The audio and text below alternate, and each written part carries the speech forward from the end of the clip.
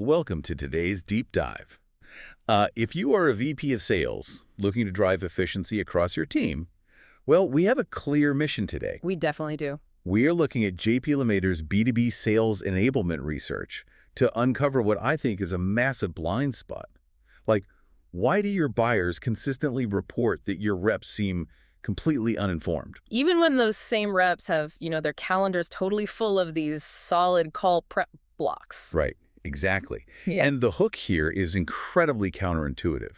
It turns out that adding more steps to a prep checklist actually decreases call quality. Yeah, it sounds completely backward, doesn't it? You see the time invested on the calendar and you just naturally assume it equals readiness. Totally. But the data shows the instinct to mandate deeper research is, well, it's exactly the wrong move. It really makes me think of a student who spends hours just color-coding a textbook. Oh, absolutely. That is a great comparison. Like, they feel so productive with all their highlighters, but they fail the exam because they never practice the actual test questions. Yeah, if a rep packs too many random facts into their brain, they just get bogged down, they get weighed down, and they can't pivot when the buyer inevitably changes the subject. Right, and that cognitive overload is really the core of this busyness trap, isn't it? It is.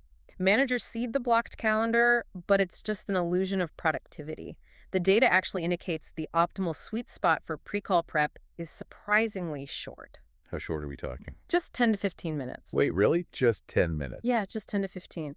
Beyond that, reps become heavily invested in all the trivia they dug up. Their thinking becomes super rigid, Oh, I see. They get stuck trying to steer the conversation back to the script they built, often around like a prospect's hobbies or just generic company history from an About Us page. Because forced personalization that doesn't tie directly to a business pain point just creates awkwardness. Exactly. It lands completely flat.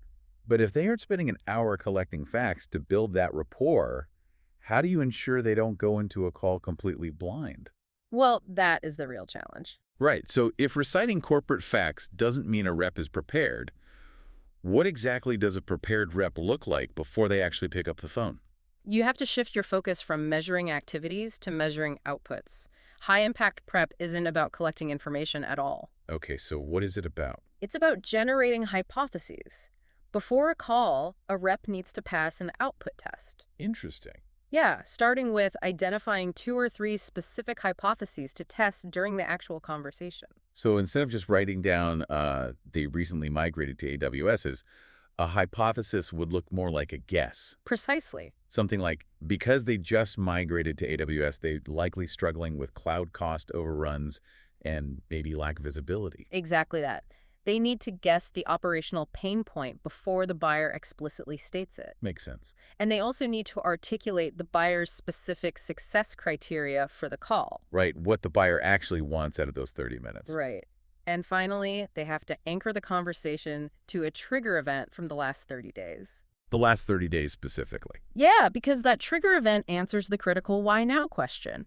Without that anchor, they just aren't prepared, regardless of how many hours they spent researching. But, imposing a strict, unified framework across an entire sales floor sounds like a quick way to kill natural sales instincts. It can definitely feel that way at first. Right, like if we force every rep into a tight prep box with strict rules, aren't we just turning them into robots, like killing their autonomy? It sounds restrictive, sure, but establishing a strict floor actually protects their autonomy. How so? Well, the research points to implementing what they call a minimum viable preparation checklist. Minimum viable, I like that. Yeah, you don't mandate a 30-step process. You strip it down to just 3 non-negotiable items. First, identify one trigger event. Okay.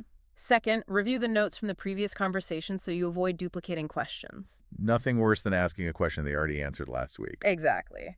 And third, prepare 3 clarifying discovery questions. That's it. Leaving everything else completely optional.